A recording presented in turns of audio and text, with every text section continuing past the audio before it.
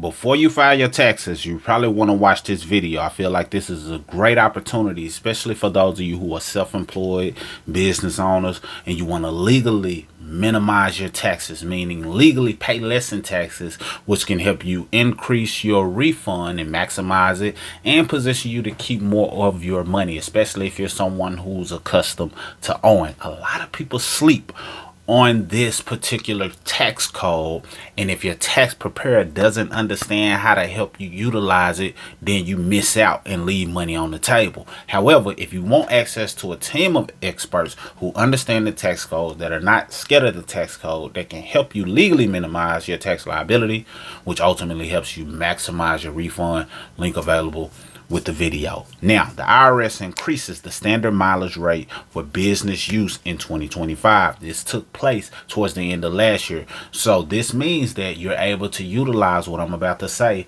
for the taxes that you're filing this year, because it's going to be based on the things you did last year. So this is going to be key. The key rate increases 3 cents to 70 cents per mile. Now, I've been paying attention to mileage and the rates for at least a decade, because that's when I was, aware of this information. This is pretty significant. This is the highest that I've seen. Typically, it's not 70 cents. I've seen 50 cents. I've seen 51 cents, 53, 56, 58, 57, in the 60s, but 70 cents per mile. What does that mean? That means that for every 2 miles you drive, you're able to write off $1.40. Pretty significant. For every 10 miles you drive, you're able to write off $7. And most people drive about 10,000 miles per year. Well, if those 10,000 miles were business related, then you position yourself to write off $7,000. That's pretty significant. Some people drive way more than that. And then it's put you in the mindset of, okay, everywhere I drive, how can I make this a tax deductible trip? Whether that's your marketing. Some people put things on their vehicle to make their vehicle a marketing or a riding billboard. Sometimes that could be you passing out material. Sometimes that could be you going certain places and creating content. Sometimes that can be you doing meetings in different places or traveling across the nation to do certain things. There's a ton of different ways to make whatever your trip is tax deductible, so you can tap into the money that's available. Otherwise, you leave it on the table. So let's dive in a little deeper. As I stated, this happened towards the end of last year. Right here, you can see on the IRS, December the 19th, 2024. It says the IRS today announced that the optional standard mileage rate for automobiles driven for business will increase by 3 cents in 2025, while the mileage rates for vehicles used for other purposes will remain unchanged from 2024. Now, this is more than just the business miles, and I'll get into it a little bit later, but specifically for those who are business and self-employed, even those who do ride sharing type thing. A lot of you may be doing deliveries in terms of Uber Eats and Uber altogether, Lyft and DoorDash, all of these different things. You need to be writing off your mileage, tracking it, writing it off. That's a way for you to get some of your money back, is how I look at it. Optional standard mileage rates are used to calculate the deductible cost of operating vehicles for business, charitable, and medical purposes, as well as for active duty members of the armed forces who are moving. Beginning January 1st, 2025, the standard mileage rates for the use of a car, van, pickup, or panel truck will be 70 cents per mile, up 3 cents from 2024. So it's gone up. So all of this year, you're able to utilize that 70 cents. So I misspoke a little bit. So 67 cents for the year of 2024. Take advantage of that. 67 cents was the highest that I've seen prior to the 70 cents. So take advantage of that. That's still very similar to you driving 10,000 miles and you able to write 7,000 out. Well, it'll be 6,700 for last year. But going forward for this year, 7,000. $100,000 for every 10,000 miles that was business related. Capitalize on that, because this is a huge pocket, a huge opportunity. I've seen people file their taxes and then they add that mileage and boom, it drops them into another tax bracket. Boom, it helps fatten up their refund legally. So don't take this lightly. 21 cents per mile driven for medical purposes, which is the same as it was in 2024. 21 cents per mile driven for moving purposes for qualified active duty members of the armed forces, unchanged from last year. And 14 cents per mile driven in service of charitable organizations, equal to the rate of 2024. So like it stayed the same for the other ones, but it went up for business. What does that tell you? That means that those who are in business benefit more from the tax code. We've been teaching and telling people this for years. If you just work a job, that's cool. Nothing against a job. I'm not ever here to bash a job, because it's some security in a sense from having a job, and not everybody is entrepreneurial or wants to be in business or should be in business. I totally get that. However, if you just work a job, then it's a guarantee you're leaving money on the table, because you can't even tap into the tax code the way a person who has a business can. It's over 400 deductions available for someone who has a business. And if you have a business as well as a job, guess what? Even if your business isn't in full profit mode, or you're just making a little bit here or there, the money that you're able to save in taxes can offset the money that you earn from your job. So if you made $75,000 from a job, but you had $20,000 in tax deductions from a business, that can offset your tax liability. It's not going to lower it an exact $20,000 to where it looks like you made $55,000, but it'll put a dent in it. And for many people, that can put you in a lower tax bracket. That can help you keep more of your money in the form of a larger refund. Or I've seen people go from, oh, I'm accustomed to owing every year, to, oh, I didn't have to owe. Oh, I got a little bit back.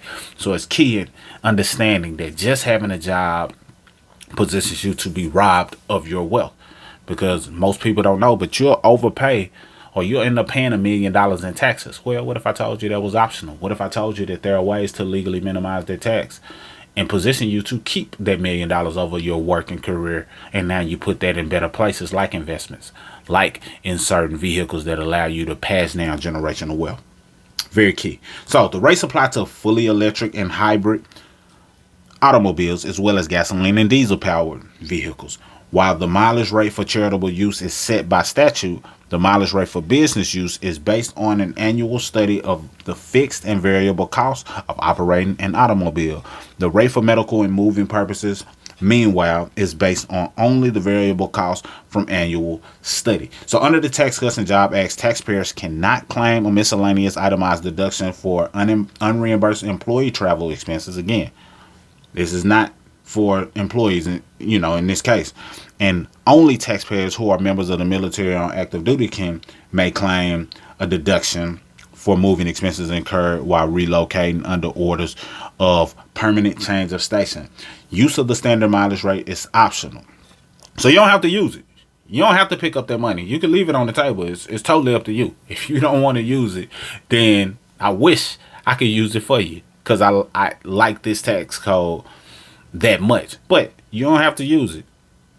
I would highly suggest you do. If it was me, I would, because it's your money. And it's a way for you to get it back. You put the gas in the car. You drove the miles. Why not be able to get a percentage of it back?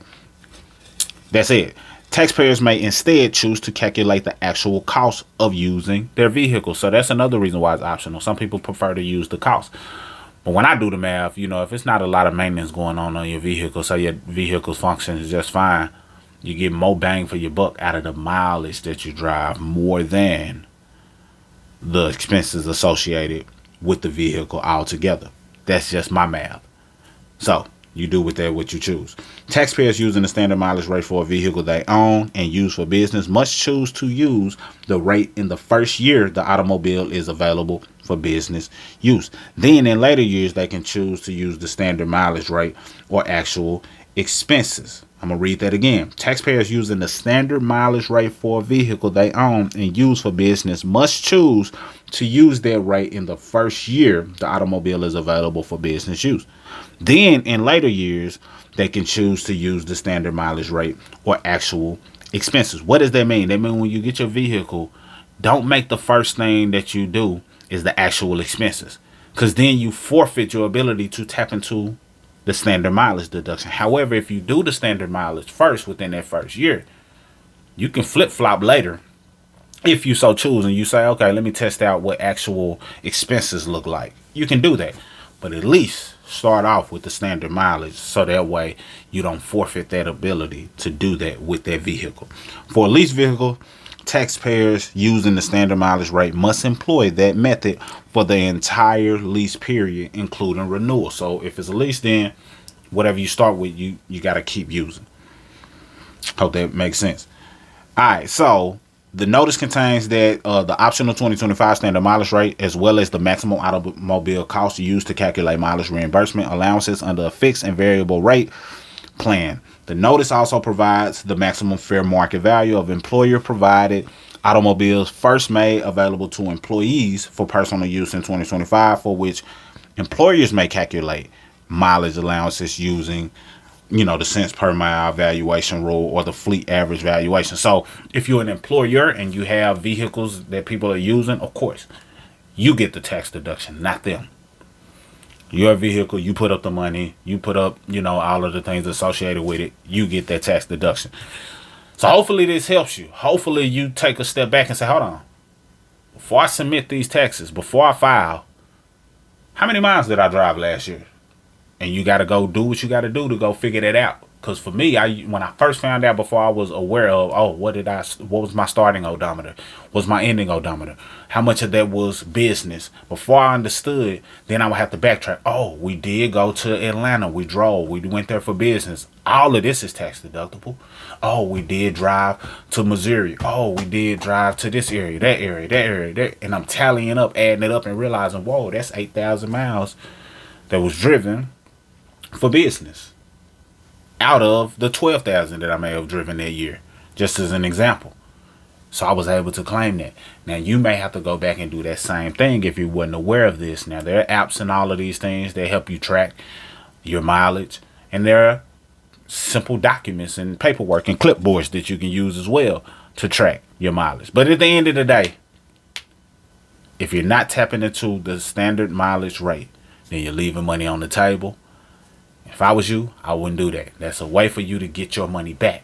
So that way you can minimize your tax liability and maximize your refund. Again, if you want access to our experts, link available below so you can take full advantage of maximizing your refund the right way and having a circle of people who understand the tax code, not scared of the tax code, so you can put yourself in a win-win scenario. That's all I got. Mr. Smith signing out.